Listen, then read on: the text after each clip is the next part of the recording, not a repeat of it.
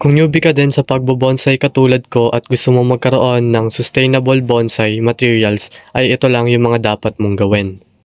Una na nga ay mapapansin nyo na kinuha ko na tong mga bonsai materials ko na mula pa sa cuttings.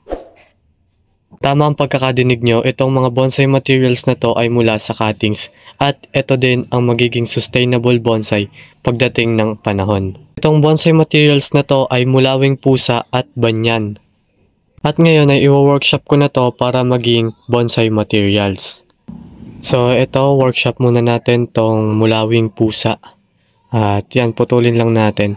Ito yung sinasabi ko sa inyo na yung mga cuttings ay pwede rin maging sustainable bonsai. Yung mga pinutol kong cuttings dyan ay itatanim ko pa para sa susunod naman ay yun yung aking aanihin. Ayan, sunod na din natin tong isa. At yan, sobrang dami ng cuttings na pwede pa nating itanim. At ito na yung kinalabasan ng workshop natin, mga pangmaliitan lang. Yan. At mamaya ko na yan itatanim. At kung kapos ka din sa pagbili ng madaming bonsai materials or hindi mo lang trip na bumili ng bumili, ay ito yung dapat mong gawin. Kailangan mo mag-produce ng mother plant. Ito yung isa sa ginagawa ko para mas mapadami or mapakinabangan ko pa yung isang uri ng halaman. Tulad nitong ginagawa ko, itong candle tree na to ay galing pa sa tropa natin at nag-iisa pa lang to sa akin. Ang gusto ko ay mas mapadami ko pa to, kaya ililipat ko to sa mas malaking lagayan para mas makalarga at mas lumakas pa siya. Para sa akin kasi ay mas okay sa akin na mag-produce na lang ako ng mother plant kaysa bumili ako ng bumili. Para na rin makatipid. Ito pa yung isang halimbawa, itong Vietnam Bluebell, ayan, pinapalarga ko. At itong Chinese elm na napropagate ko na through root. Yan yung mga napropagate ko. Mas napansin ko dito, mas mabilis to magpropagate sa root kesa sa sanga. Ito naman guava na senyorita na kung mapapansin nyo ay puro palarga.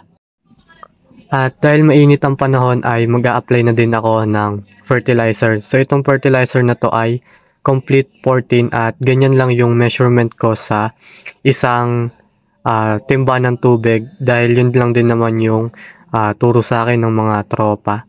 At tulad ng nabanggit ko ay maganda nga mag-fertilizer kapag mainit kesa malamig. At ito gagamit na rin ako nitong root hormone or anaa. I-apply ko naman to sa mga inani natin kanina at sa mga bagong tanim ko na halaman. May nakalagay naman dyang measurement kung paano gamitin. At ito, dilig lang tayo ng mga halaman natin. At all in all, ang kailangan nyo lang talaga ay sipag at tiyaga sa pag-aantay para lumarga yung mga bonsai materials natin at may propagate natin. Yun yung isa sa kailangan nating tandaan kung newbie pa tayo sa pagbobonsai.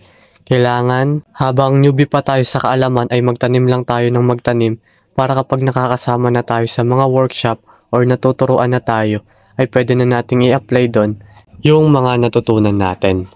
Yan yung ilan sa mga na-experience ko sa pagbobonsai hanggang sa ngayon. At sana may nakuha kayong idea sa video na to. Happy bonsai everyone!